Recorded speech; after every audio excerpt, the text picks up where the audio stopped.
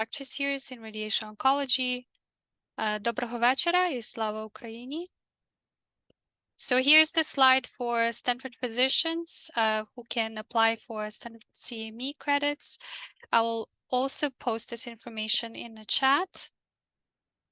So our today's lecture is on the primer on systemic therapy, chemo, immuno, and hormone therapy by Dr. Sandra Zaky. Dr. Zaky is a clinical associate professor at Stanford, working in the satellite clinics. First, she worked at Turlock, and now she's at East Bay. Dr. Zaky received bachelor's in science in biomedical electrical engineering at Marquette University. She worked in research and development as an engineer and eventually received master's of science in immunology from Albany Medical College. Her research thesis focused on the novel therapy to treat hormone receptor positive breast cancer. And she continued this research throughout her radiation oncology residency at Emory. She was hired by Stanford as the general radiation oncologist, and her specialty interests include breast cancer, skin cancer, CNS tumors, and SBRT-SRS. She is currently a chair of ASTRO Guideline Committee, writing radiation oncology guidelines for treating various disease sites. And today she will give us an intro to systemic therapy. We are very eager to hear you talk, and I hope it will not be interrupted by SBRT. Take it away, Sandra. I'll stop sharing. Hi, everyone. Let me share my screen. We're gonna get through this together. I hope you all can see my screen. Yes? Great. Yes, yes. Okay, great. I hope that my clinic is in the middle of an SBRT, so I'm hoping it may happen right when I'm doing a video, so we'll just hope for that. So welcome to my talk. I'm not a medical oncologist, but we see a lot of systemic therapy associated with our patients in radiation oncology, so it's good to have an overview of this other kind of treatment. So we're basically going to talk about who, what, when, where, how for all different types of systemic therapy, whether it's chemotherapy, hormone therapy, or immunotherapy. So here's my first video. Please let me know if you don't hear it. I think it's a good introductory. I know you all are amazing physicists, but sometimes the biology may get lost a little bit. So I think it's important for us to all start on the same page. So I'm going to start it with a simple thing about cancer, because I think it's important because it relates to systemic therapies. So here we go. Today, cancer causes 1 in every 7 deaths worldwide. But how does cancer start, and what is being done to combat it? Our bodies contain trillions of highly specialized cells, and each carries genes responsible for regulating cell growth and division. But when a genetic change disrupts this process, cells begin to grow and divide uncontrollably, thereby becoming cancer. The genetic changes that cause cancer usually happen in 3 types of genes: proto-oncogenes, which signal a cell to grow and divide; tumor suppressor genes, which signal a cell to stop dividing; and DNA repair genes, which preserve and maintain genetic codes. Changes in these genes lead to abnormal cell growth, resulting in masses of tissues called tumors. Tumors may be benign, meaning that they remain in one area, or malignant, which means that they are capable of spreading. Through a process called metastasis, a malignant tumor's cells will eventually break off, travel throughout the body, and begin forming tumors in other regions. When this happens, the cancer has become metastatic and is most dangerous. The cause of cancer is still a mystery. Inherited traits may be behind some of the genetic changes that lead to the formation of cancerous cells, and so might environmental exposures, such as excessive radiation from the sun or chemicals in cigarette smoke. In the United States today, roughly 1/3 of all people will eventually develop cancer. Of the over 100 different types of cancer, breast cancer is currently the most prevalent type, and lung cancer causes the most deaths. But our ability to fight cancer is improving. Since just the 1990s, cancer mortality rates have dropped more than 26% in the US, and more than 2 million lives have been saved. As treatments and methods of early detection improve, and doctors, scientists, and the public better understand cancer, hope remains in the fight against the disease. So let's talk about chemotherapy first. So general concepts when we talk about chemotherapy, just like kind of radiation, they work on rapidly dividing cells.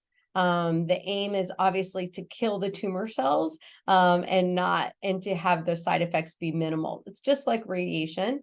But the key, unlike radiation, the key to chemotherapy is really using the patient's blood supply to be able to deliver the chemotherapy to the tumor. So here's another video that I really liked, a TED Talk, to just kind of give us a sense of chemotherapy and how it is used to treat cancer.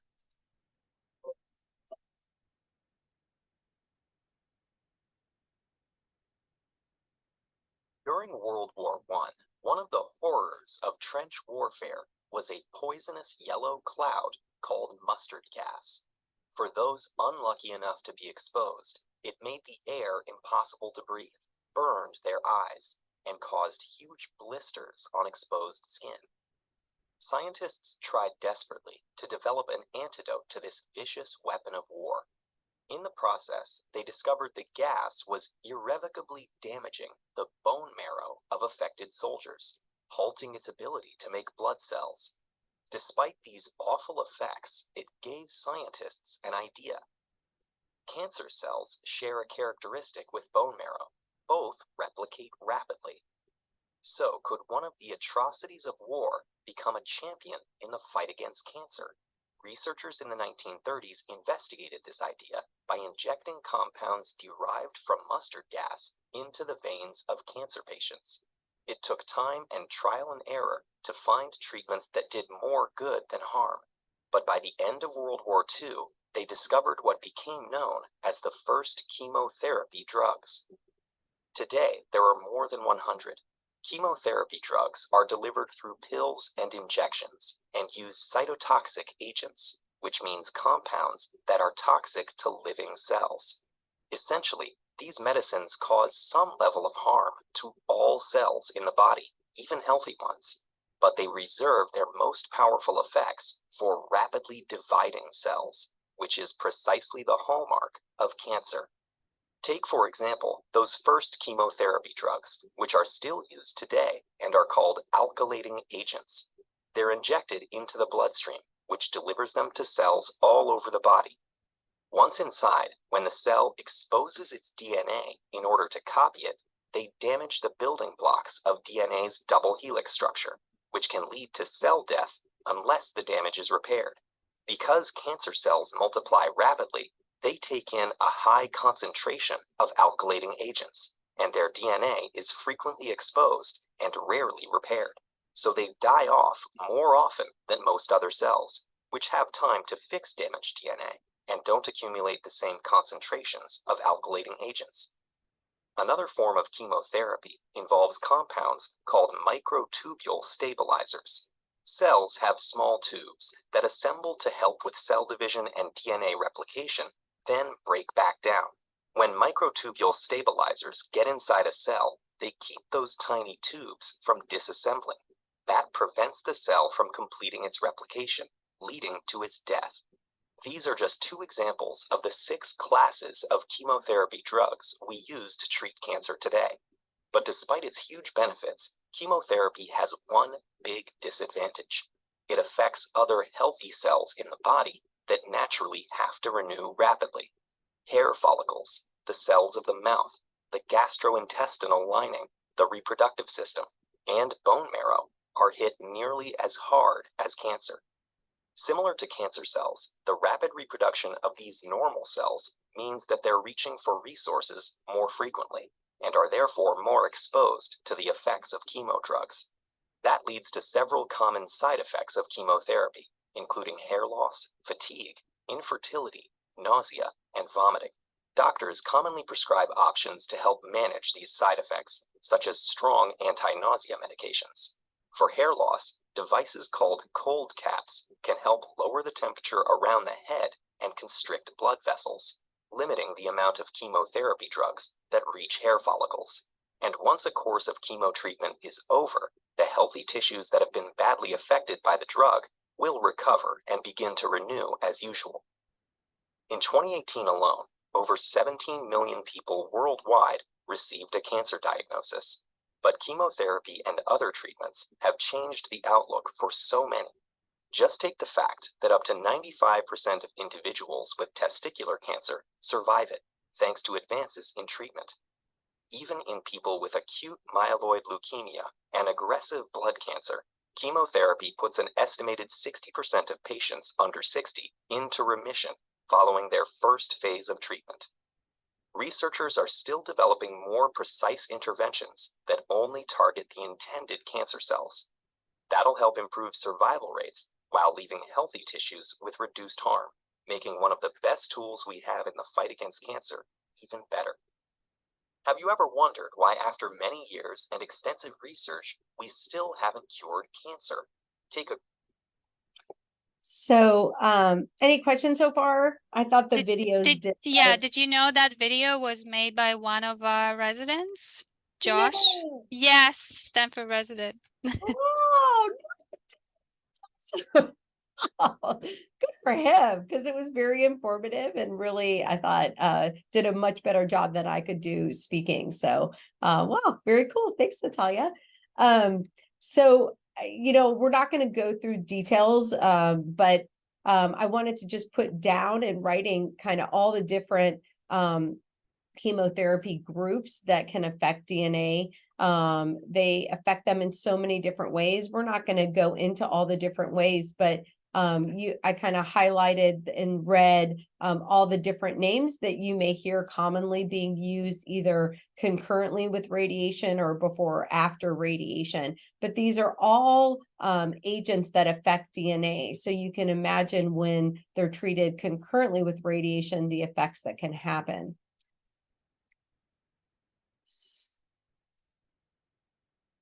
So these different chemotherapies use a different method to kill cancer cells. Instead of DNA, they can affect mitosis. They can affect certain enzymes being produced by the cancer, or topoisomerase inhibitors. Those are when your DNA kind of zips together, it kind of makes that unzip, and therefore the cancer or the cell just can't live with that. And so it dies.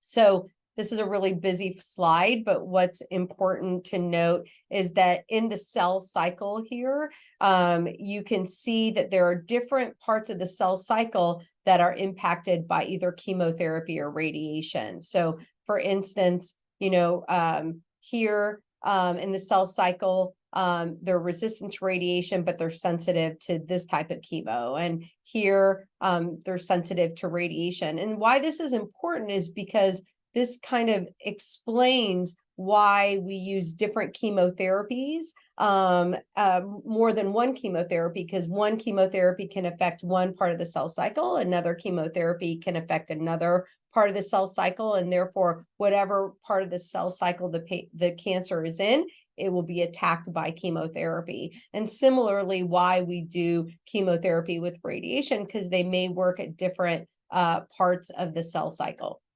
Does that make sense to everyone?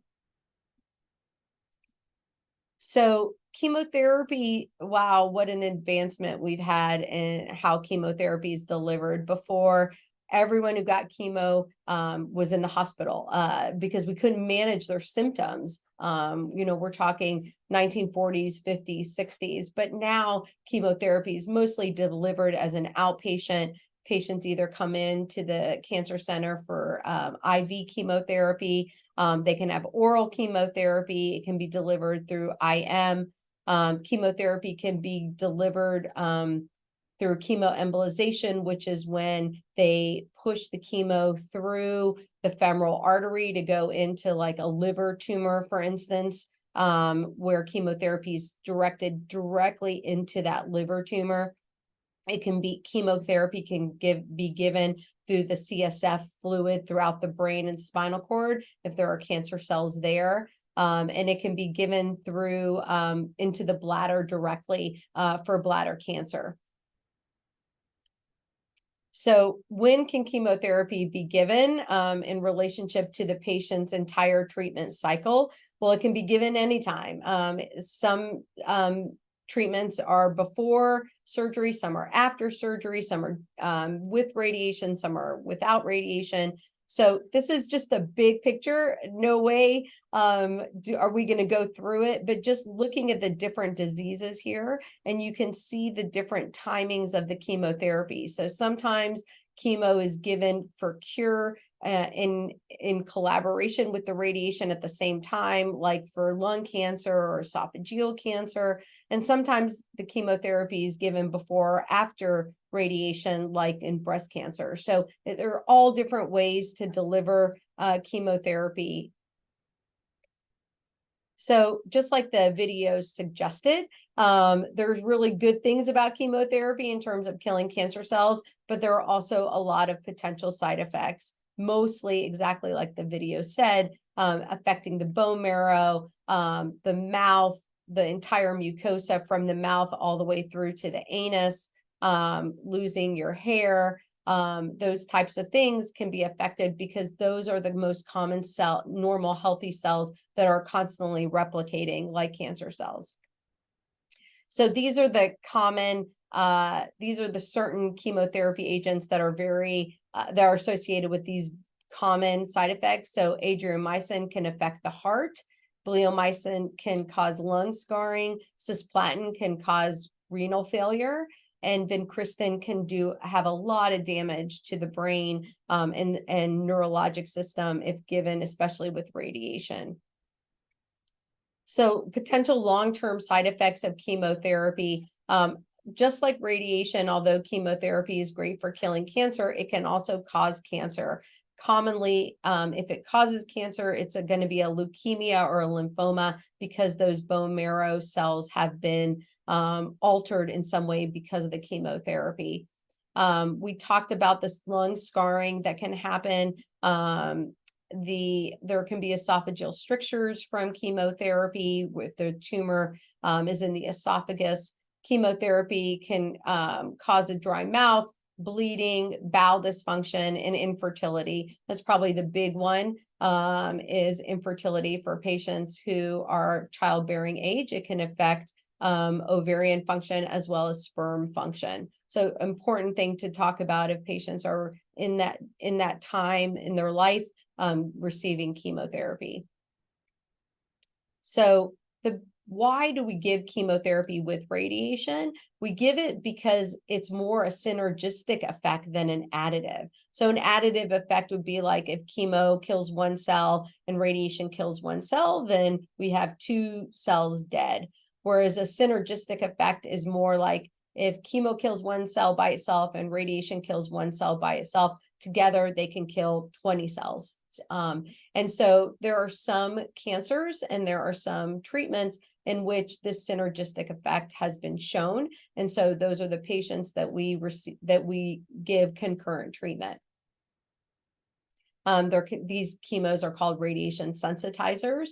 And you can imagine it's great that they sensitize the power of the radiation and cell death, but they also can cause a lot more side effects to the patient. So that's the bad part of doing concurrent is we worry very much about the long-term effect. And these are certain agents that we really are very wary about of delivering concurrent because they can cause permanent damage. So here's question 1. Do I read it out loud, Natalia, or do you all just? So there you go. All chemotherapies work on the same period in the cell cycle. True or false?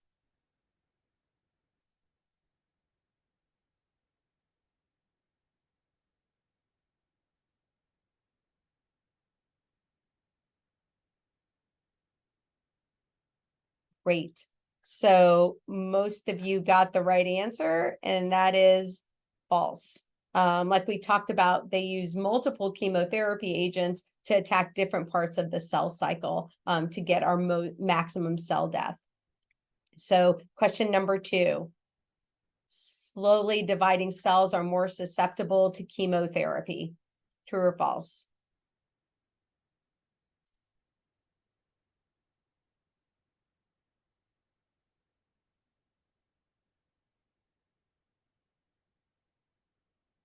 So most of you got this right as well. The answer is false. So like we talked about, part of when cells are rapidly dividing, they're taking in more chemotherapy and therefore they die. And that's the problem with rapidly dividing normal tissue as well. Healthy tissue, it takes in more chemotherapy and therefore has more side effects. So question number 3, chemotherapy can be given concurrently with radiotherapy despite the potential life-threatening side effects. True or false?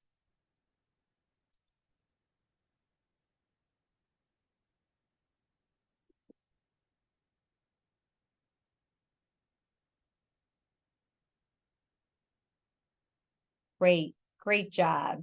That's right, that's true.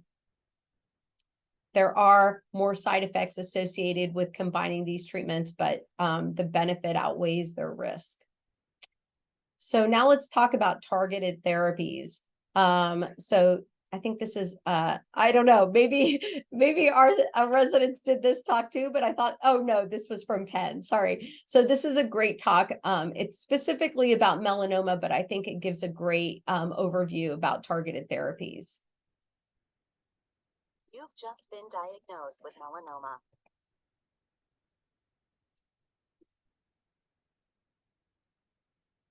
Naturally, you have concerns and many questions. What are the latest new treatments? What is the right treatment for me? Are there clinical trials available? We've got answers to those questions and many more right here. Over the past few years, there has been remarkable progress in treating melanoma. In advanced stages, the melanoma has spread from where it first started and traveled throughout the body. Stopping its growth is critical, and there are now 2 breakthrough therapies to do so. One is called immunotherapy, which supercharges your immune system so it can identify and destroy the melanoma.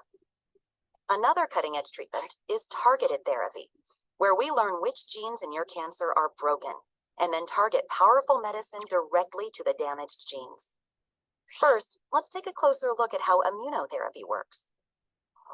Immunotherapy revs up a patient's immune system, specifically the body's T cells, the powerful police force in the body that fights infection and disease. Normally, your immune system automatically detects and destroys anything it finds that can harm your body, while leaving healthy cells alone. But melanoma cells disguise themselves as healthy ones, tricking your immune system into ignoring them. The medicine used in immunotherapy supercharges your T cells so they can see through the disguise of the cancer cells. Your immune system can then do what it does best, destroy what's harming your body and get you healthy again. Immunotherapy is normally given by an IV drip in an outpatient clinic. It can take longer to work than targeted therapy, but may work much longer and is effective against more types of cancer. But what if immunotherapy isn't right for you? There's another promising treatment called targeted therapy, and here's how it works. Your body is made up of trillions of cells, and when you're healthy, all of those cells grow at a steady, regulated rate. But in melanoma, the cancer cells don't work properly. Normal genes like BRAF and a few others are broken or mutated, and these genetic mutations cause the cells to rapidly grow out of control. This is how melanoma can spread to other parts of the body.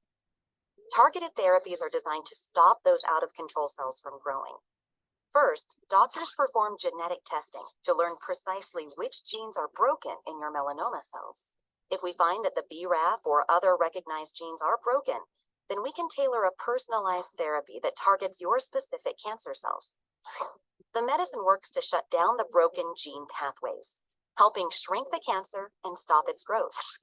For most patients, targeted therapy works very quickly and effectively throughout the body. Targeted therapies come in pill form and are taken at home while you go about your daily life. So how do you know which treatment is best for you? That depends on your unique. So, here is just, this is from the NCCN guidelines, and the purpose of this is to show you how many targeted therapies there are. And this is just for non-small cell lung cancer. So it's a crazy growing field. Every time I have a patient lung cancer, they're telling me a new drug that I have to look up because there's a new drug all the time. So it's hard to keep up with all of them, but one of the key takeaways is most of them end in IB. I know that that's a targeted agent if it ends with IB. But yeah, there's a lot. So like they said, most of targeted agents are given orally. There are some given IV, but most are orally delivered. Some side effects with targeted therapies include diarrhea. It's exactly kind of the same story where rapidly dividing cells are the ones that are affected by the targeted therapy. So the intestinal tract, your mouth, your skin. The targeted therapies often can cause this type of skin rash, liver dysfunction, hair loss, but I definitely see a lot more skin effects and mouth sores with this type of therapy than some chemotherapies.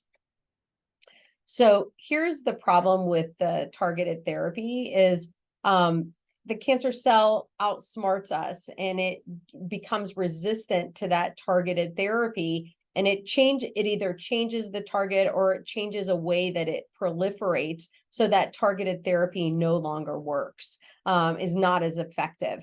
And so it's very, we often use the targeted therapy with more than one targeted therapy or chemotherapy or radiation so that this mutation that can occur, the cells are still dying in a different mechanism of action if it's with a chemotherapy or with radiation.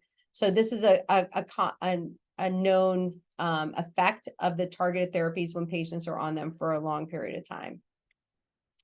So similarly, the targeted therapies are like chemotherapy where they can cause a synergistic effect. Again, great for the cancer cell death, but also can cause a lot more side effects because they're given together. And like I said, with the targeted therapies, we worry more about skin reactions and the mucositis in their mouth or down their esophagus. So question number 4. Targeted therapies work best as a monotherapy to reduce risk of resistance.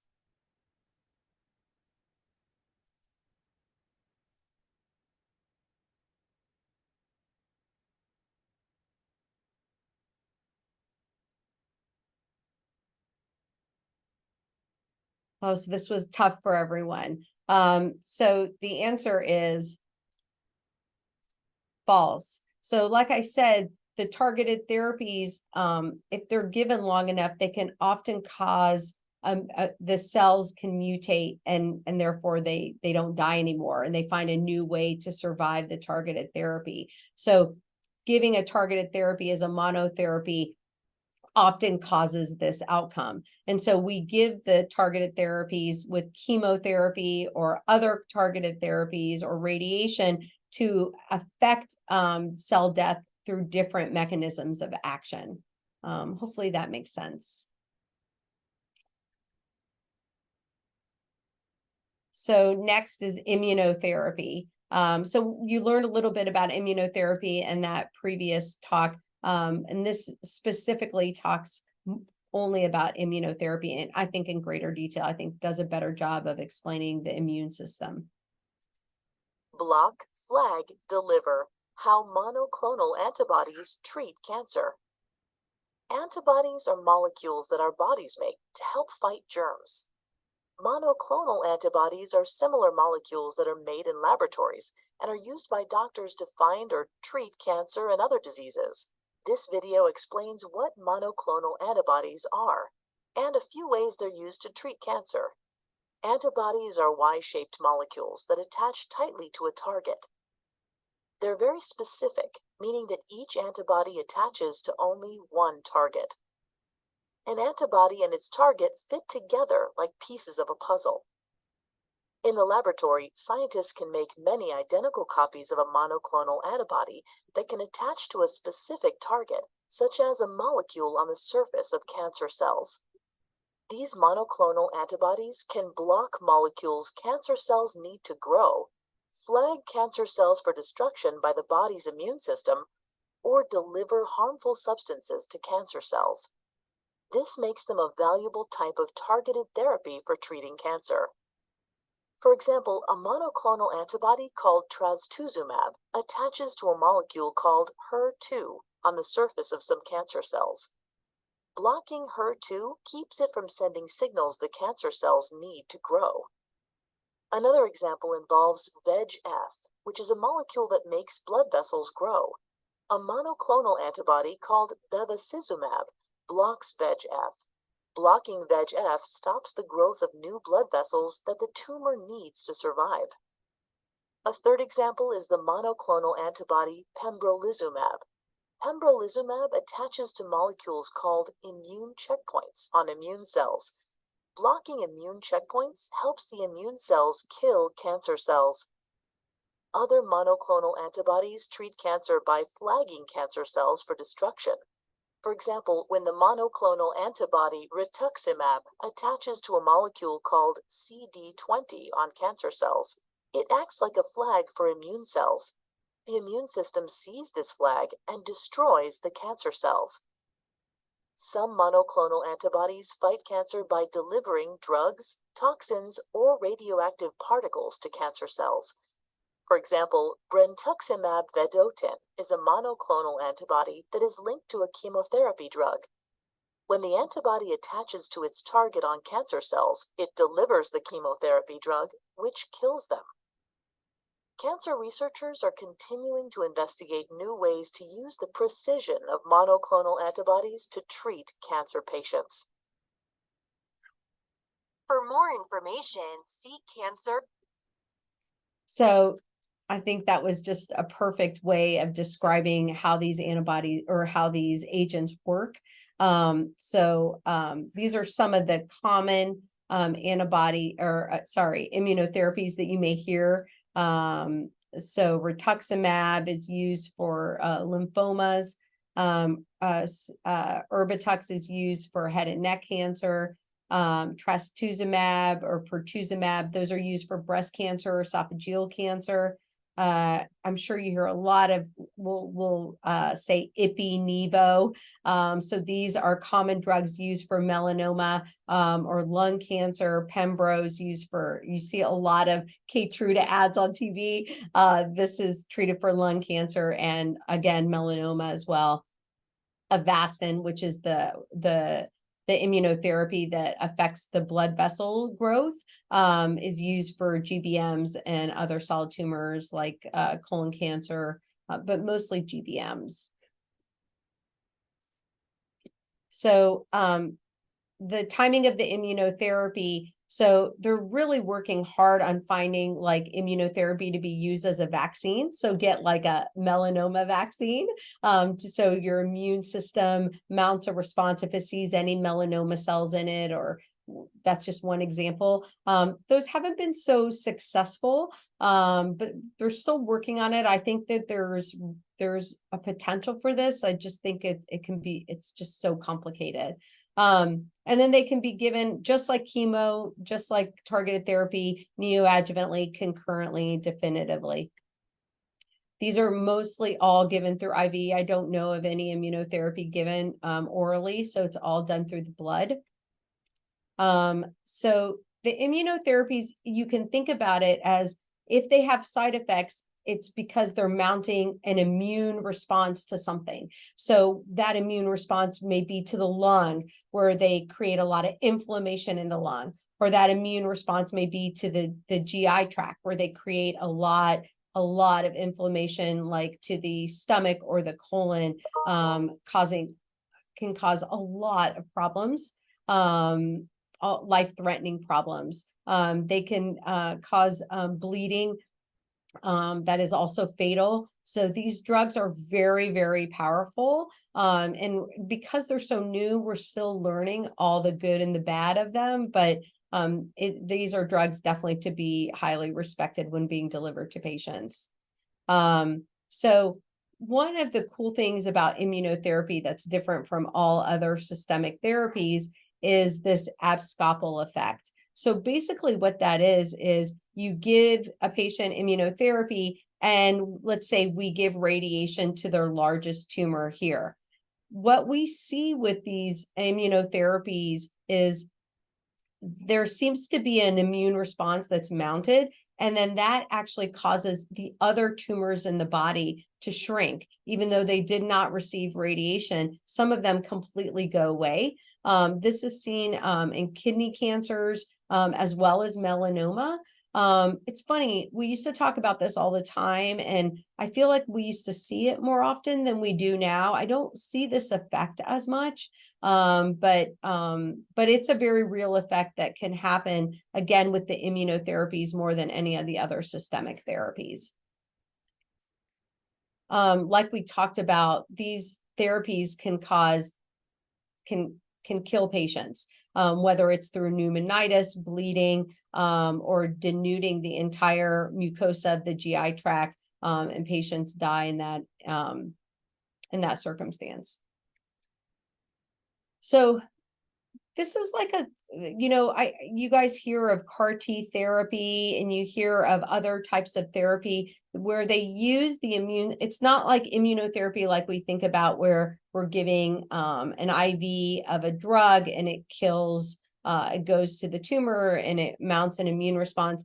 These are generated through either like a stem cell transplant, or when we take the bone marrow of a patient and we create these cells for their immune system to target themselves. So again, people are really interested in how we can have the immune system work to kill cancer cells, in addition to the chemotherapy or the radiation.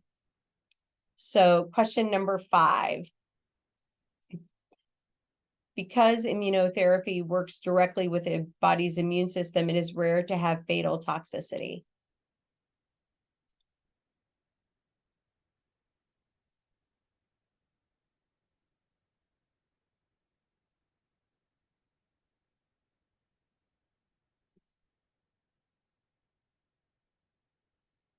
So this is a draw.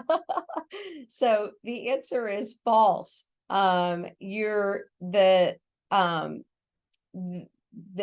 These types of systemic therapies are actually more likely to have a fatal toxicity than the other ones we've talked about so far. And that's because of this huge immune response that your body can produce that we cannot squelch. Not enough steroids can stop the lungs from mounting this inflamed response that can kill you, stop breathing.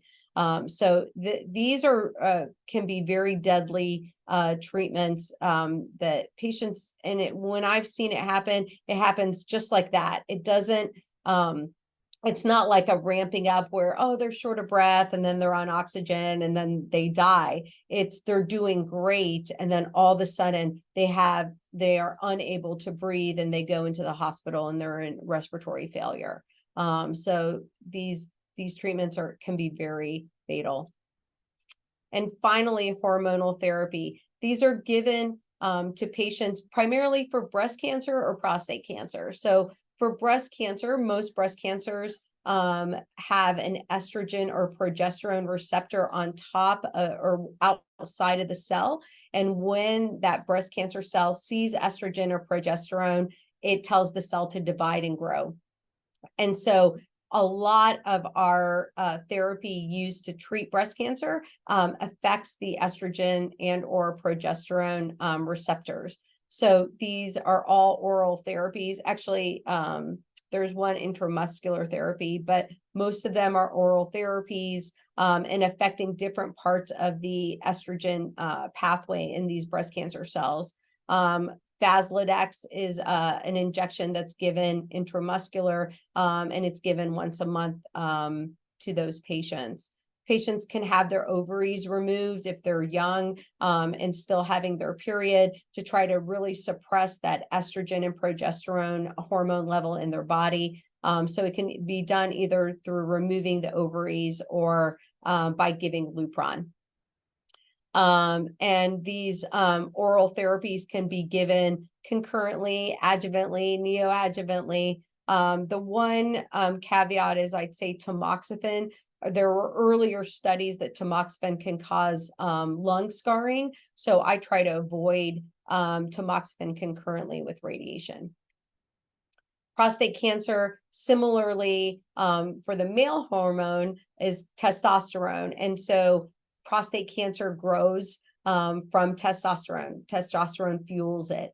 And so one of the treatments for prostate cancer is to try to remove that testosterone in a man's body. So we do that through oral therapies like Kazadex, Xtandi, or Zytiga, or we do it through, and we do it with intramuscular injections with Lupron. Men can have their testicles removed. That accomplishes the same thing as Lupron, but that is a much more dramatic treatment that we typically don't do here in the United States unless a patient can't receive Lupron for whatever reason. And these can all be given concurrently with radiation.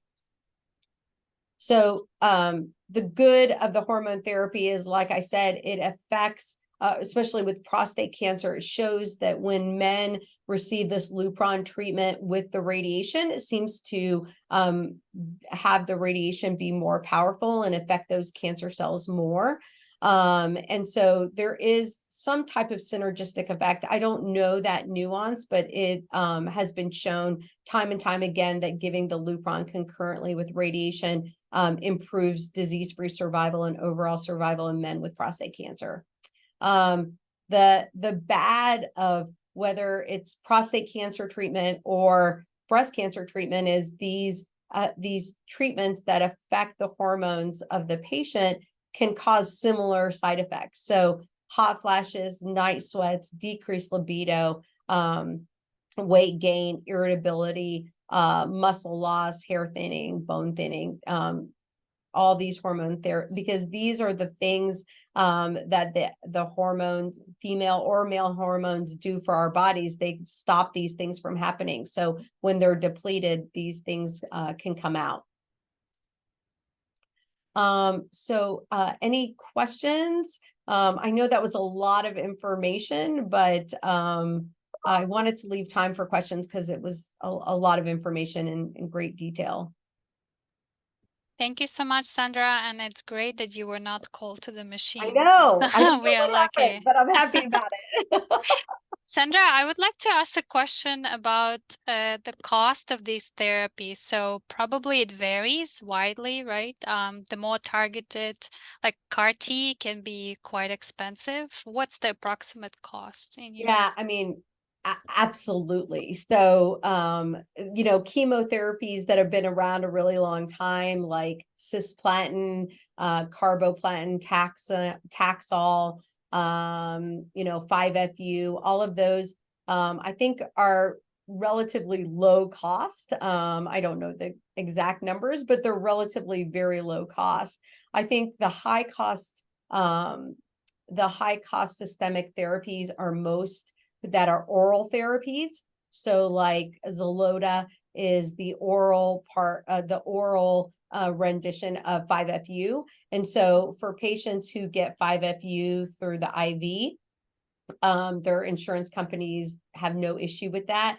But to try to get oral 5-FU, like I said, Xeloda, that can be very challenging. And so all oral therapies, whether it's the targeted therapies or the more so the immunotherapies, can be very, very, very expensive. All oral therapies are more expensive.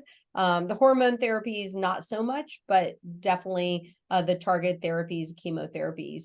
And then, like we know in America, when a drug is brand new, it's going to be crazy expensive because because it's under patent. They're not generic corporations making them. And so like all of the immunotherapies like Pembro, Ipi, Nivo, all of those, very, very expensive. Like one patient told me that he looked and it was $25,000 to $30,000 a month. I know that Avastin is about $50,000 a month. And so very expensive. And you can imagine insurance companies are very stingy with their money. And so we have to prove that there is an outstanding benefit for patients to be on those drugs. And so you're right, cost is a major factor. And CAR T, I heard it's in the order of million. Wow. Is that true? Well, it's a process, right? Because they're Yeah. they're taking the bone marrow from that patient, and then they're teaching the immune cells to attack the cancer cells. And so that's all that's all in the laboratory. That's crazy money. Yeah. I wouldn't be surprised that it's millions, Natalia. I don't know the exact number, but yeah. Thank you, Sandra. Kirillo, do you have a question? Yes, thank you for good introduction. In Ukraine, we have some information that if patient who treat with cetuximab, if he had some skin reaction, then effect was better. Maybe you know some correlation with reaction of immunotherapy or chemotherapy or target therapy and overall survival or target control for patient. Yes. No, absolutely. You're absolutely right. You know, when a patient is on cetuximab and they're getting that concurrently with radiation, the ones who have a skin rash, usually it's on their face, it's usually on their cheeks here. We're always really happy to see that. Unfortunately, it's miserable for the patient. It can be very painful, itchy, it can bleed, and just being on their face, they're self-conscious of it. But you're absolutely right. There has been a strong correlation of patients who have that rash. They have a higher chance of disease control than those who don't get the rash. I don't know why. I assume, just like you said, it's an immune response, right? The patient's immune system is affecting the skin cells, and it's mounting this huge immune response that's also being used to attack the cancer in their head and neck area, which have similar cells. And so I think it's just a sign that the immune system is revving up and is reacting to what we're doing for it. But it is a double-edged sword, because we love to see it as doctors, but patients don't love to live through it. Okay, thank you. Thank you for good protection. Yeah, my pleasure. Any other questions? Yes, if you don't mind. Thank you very much, Dr. Zaky, for amazing lecture. Actually, it's everything understandable and useful to the radiation oncologist to be good in the multidisciplinary approach and team. And I have a few questions. First, about the DPD status.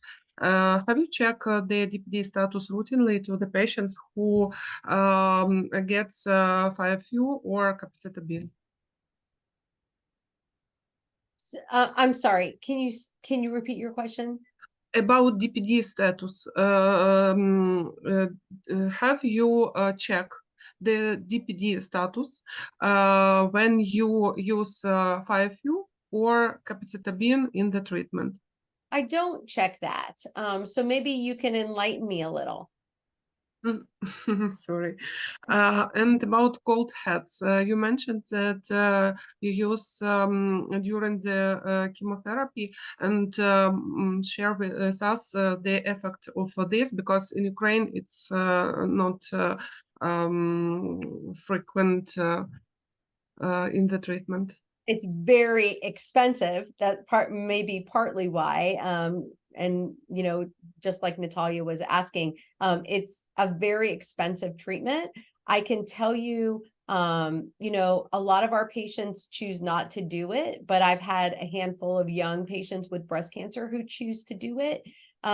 What they've told me is it's very painful, because basically they put this cap on their head, and it's so cold.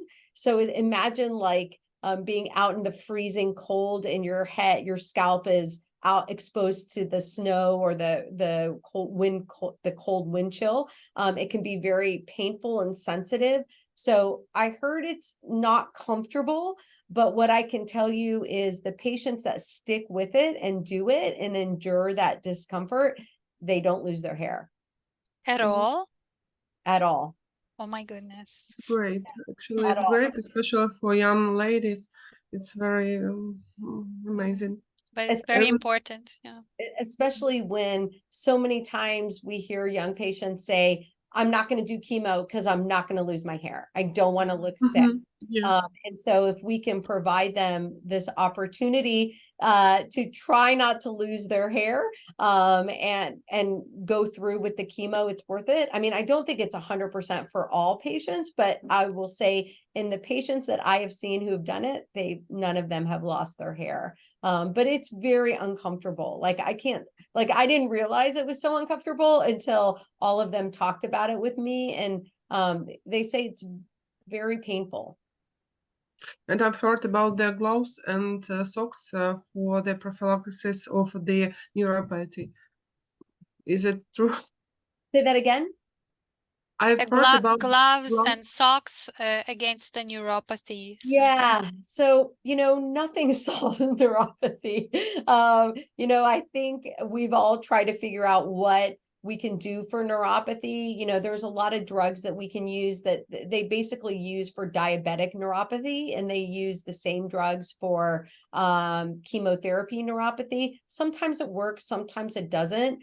I don't know that there's a solution to neuropathy. I think what seems to be the most consistent is when you're using your feet and hands. So like if you're very sedentary and you're not getting a lot of good blood flow to your legs, you're not using your hands like cooking, cleaning, you know, drawing or writing or whatever, and you're not getting a lot of good blood flow, that's when the neuropathy seems to be persistent and at its worst, and oftentimes can't be reversed. But the patients who have good blood flow in their hands and feet and are constantly walking and using their hands, they seem to do better in terms of severity as well as in terms of it lasting, being a chronic illness. Most of them, it goes away with time. But you're absolutely right. The taxanes, so Taxotere or Taxol, are the common culprits for neuropathy, and it can be very painful, like a diabetic neuropathy. But there are drugs that we can give, but I don't know that there's a quick answer to that. Yes, gloves and socks help so that because they're so sensitive, their hands and their feet are so sensitive, it protects them so that every little touch to their fingers doesn't cause pain. But it doesn't help making it not happen. It just helps to reduce that sensitivity. That's a very Yeah, which drugs are the biggest Taxol. culprits? Taxol. Taxol, so taxane or Taxotere. So those are the microtubule chemotherapies commonly used with breast cancer, lung cancer, esophageal cancer, a lot of GI cancers. And maybe you give us some recommendation about prophylactic of the cancer-associated thromboembolic disease. What in your practice? So in terms of getting clots, Mhm. is that what you said? About yes, We don't do Mhm. anything for that. So I'd love to learn from you if you guys do that, but we don't do anything prophylactically for DVTs or PEs. We, you know, if they develop symptoms and then a blood clot is found, then we certainly then do anticoagulation at that time, but we don't prophylactically do anything to prevent those things. But you're absolutely right that patients with cancer seem to have more thromboembolic events, and that there's something about cancer that causes more risk for blood clots, but we don't prophylactically do anything. Do you do things? We have patients that have a high risk of the thromboembolic disease, and in that case, we use rivaroxaban. It's Xarelto, from 10 to 20 milligrams per day during the 6 months. Oh, wow. Yes, and the судинный хирург, blood, no, vessel surgeon examines such patients and prescribe this treatment. We don't do that at all. I mean, that's really interesting that you guys do that. I'd really love to see like what the pros and cons of doing that, because as you know, it can cause a lot of bleeding, right? The risk of bleeding is much more when you're on anticoagulants. And so like it would be interesting to see your rate of blood clots in your patients and our rate of blood clots in our patients. We check the the thrombocytes every week or more frequent, and after that we decide to continue or not. Yeah, no, we don't do that at all. Very Okay. interesting. Thank you. Thank you very much. Yeah, thank you for your great questions. Thank you. Any more questions? If there are no more questions, we'll conclude this session. Next talk will be by Dr. Lu. He'll be talking about FLASH. See you Wednesday. Thank you so much, Sandra. Excellent talk. Thank you. Thank you. Thanks.